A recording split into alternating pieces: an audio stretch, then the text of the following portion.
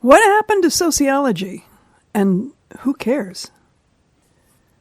Social and political rules establish liberty, but just over 100 years ago, Emil Durkheim dug even deeper into the elemental stuff of social life to start the field called sociology.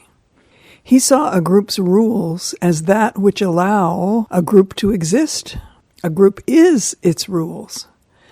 He spoke of moral rules, but he did not speak about them morally. Rules are a group. He simply observed them. It was as if he dove into the magnetic field of the quantum level of social life to see rules as the source of cohesion rather than the way we might see rules now, which is simply as constraints. Rules allow groups to recruit new members, maintain themselves, and to get things done. Now, where did sociology go since Durkheim? Footnote. I dare to speak on this with some authority, having earned a PhD in sociology from Yale in the 1970s. End quote. Sociology made a sharp left turn in the 60s, blurring facts and morality. Sociologists no longer observed the function of rules, they became critics of rules. This leaked into the public consciousness. If experts implied that poor kids could not help but commit crimes, who were we mere citizens to say that a kid could? Or should? From the posture of determinism, nobody can help what he does. We are automatons without independent consciousness. Moral life is no longer the glue of society. It is the shame of society. This shift was significant. Imagine a chemist being critical of some chemical, or a botanist disliking a genus of plants. The posture of science is to observe, not judge.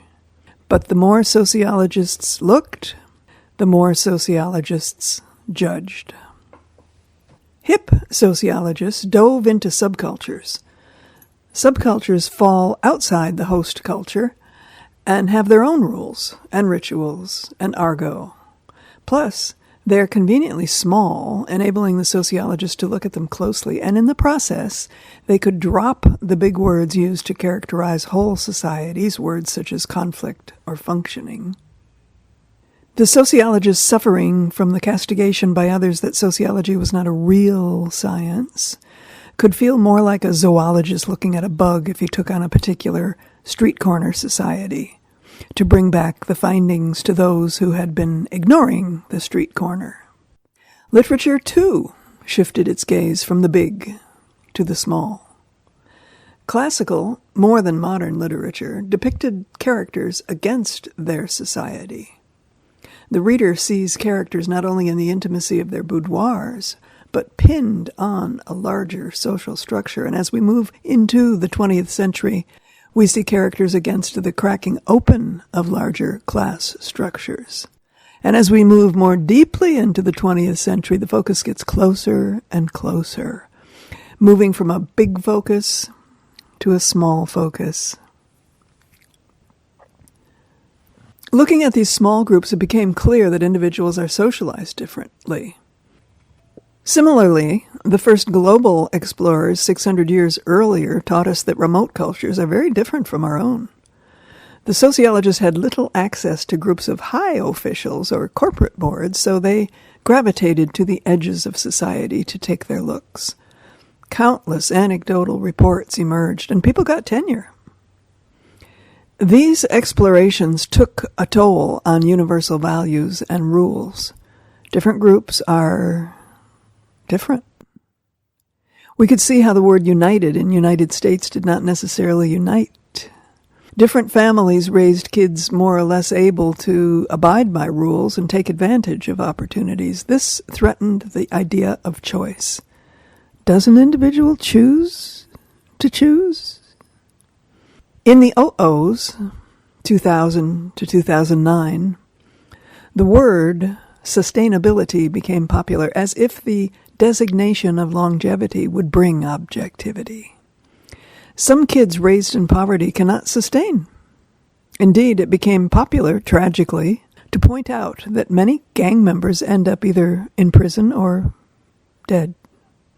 Other kids in the same economic circumstances thrive, but sociologists did not look much at what did work as they looked at what did not work. Houston Smith, in his study of religion, says that to look at the bad of religion is like a music student studying bad music rather than good music. Sociologists studied the bad of society. Next, the word sustainability moved over to make room for the term critical theory. Critical theory does not even try to hide its move away from objectivity. It leads with a value on judgment. One looks in order to critique, seek, and ye shall find. It was passé to conceive of society as a functioning whole and sophisticated to zero in on small pieces. We moved away from objectivity to judgment to critical thinking as we moved from grand theory of whole societies to subgroups. And another shift occurred at the same time. We moved from the study of groups, big, then small, to the study of aggregates, and then on to intersections. A group is composed of members who exchange one with another daily, weekly, or annually. Families, gangs, civic groups, clubs, church groups. An aggregate, by contrast, is a collection of individuals with a shared characteristic: age, sex, race. You do not see an aggregate the way you see a group in a setting. Rather, you conceive of an aggregate in your mind, in theory. Statisticians, advertisers, and politicians can talk to and talk about aggregates from afar. You do not have to get in them because there is no in. You can do statistical analyses, sell things, and sway votes. This is not to condemn analysts, sellers, and politicians. They need their platforms, but be aware that it is a shift away from the real, breathing, meeting groups to abstraction. Cat's Cradle had fun with a silly word that Vonnegut created for aggregates. He called them granfalloons. Granfalloons are individuals who share one attribute but do not form a group who actually interact with one another as in a family or on the job. For example, you're jogging down your street far from where you grew up and you see a stranger with a big gold M on his navy sweatshirt and you call out, "Go Blue!" as if that binds you together. And it does, for an instant. Or you meet someone at a conference and you discover you're in the same fraternity. It means nothing, but we act as if it does. After the encounter, you never see each other again. We granfalloon more and more as actual groups atrophy. We even emblazon granfalloons on our gym wear. In the 60s, a hybrid group type arose. Some people who started in an aggregate osmosed into groups based on aggregate identity. There were women's groups, black pride groups, and plenty of hippies. A popular song proclaimed, "If you can't be with the one you love, love the one you're with." Sociology broke down aggregates into even finer granulations for inspection. An insightful black woman sociologist dethroned white middle-class second-wave feminist sociologists by coming up with the term intersectionality. She asked what a suburban blonde wife with a nanny, a walk-in closet, and a corporate husband has in common with a struggling black mom with 3 kids and 2 rooms in the projects. Aggregates kaleidoscoped into intersections. An intersection is a cluster of aggregated traits. For example, gay black women, poor black gay women, young Hispanic gay men, rich white straight guys, women pregnant with twins from fertility drugs, ad infinitum. There's no rational endpoint to the granulation that can emit from intersectionality, exemplified by how LGBTQ added the plus and then many other letters, for there are so many types of us. When students ask me if I believe there are only 2 genders, I reply, no. There are 7 billion. The shift of gaze from groups to abstractions took place during an actual breakdown of groups, most noticeably marriage and family groups, but also church groups and lifetime employment groups. The gig society of aggregates, the childless educated single women, and men expelled from families all have grown into the void created by the dissolution of physical group. Advertisers and politicians cast their messages into aggregates and intersections. We may even have a feeling of belonging to our intersection. Facebook is a place where you'd never have met half of your friends.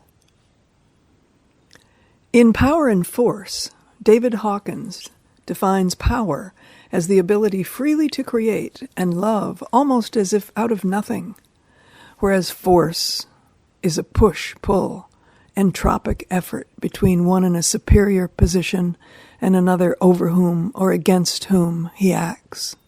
So force is outside me. Power is within. Aggregates have force outside them. Identity politics, Madison Avenue, and statistical analyses. A group has power deriving from human contact and individual expression. The power is inside. 3 classical social theorists can shine a light on the distinction between group and aggregate, the real and the abstract. Max Weber, Karl Marx, and Georg Simmel. Weber pointed out that the Marxist revolution that many around him were waiting for is countered by the crisscrossing of actual groups to which people belong. We have family, church, work, civic groups, clubs, neighbors, and teams. You might be low in one and high in another. The web of connections defies the impending explosive dialectical revolution. At last night's dinner party at the mayor's house, you may have sat between a Monsignor and a crime boss, and across from an artist and a hooker. The real-life group exchanges among people shape bonds that defy Marx's oversimplified imagery of dialectical inevitable class revolt. Marx himself recognized the difference between aggregate and group when he said that a class in itself, an aggregate, must become a class for itself, a group for the revolution to come. He calls for the grand falloon of the oppressed to turn into a tight group of revolutionaries. Workers of the world, unite. Simmel points out that with the great migration from the country to the city, we now cross paths with many we never saw before and never will see again. Thus, we rely upon external symbols, clothing, grooming, money, to find our ways. Once upon a time, we knew our neighbors as individuals with hearts and souls. Now, they're aggregate strangers, and they require external symbols for us to make sense of it all. As we are drawn into aggregates, power diminishes, force increases, and freedom trembles. As part of it, sociologists, politicians, and advertisers subtly abandon or even attack the idea of free will. For sociology to be a social science, it must keep objectivity in its lane and morality in its lane. It takes a jump to get from facts to shoulds. Rules allow groups to exist. Sociologists are not the rightful judges of the fairness of a rule or the fairness of the rule of law.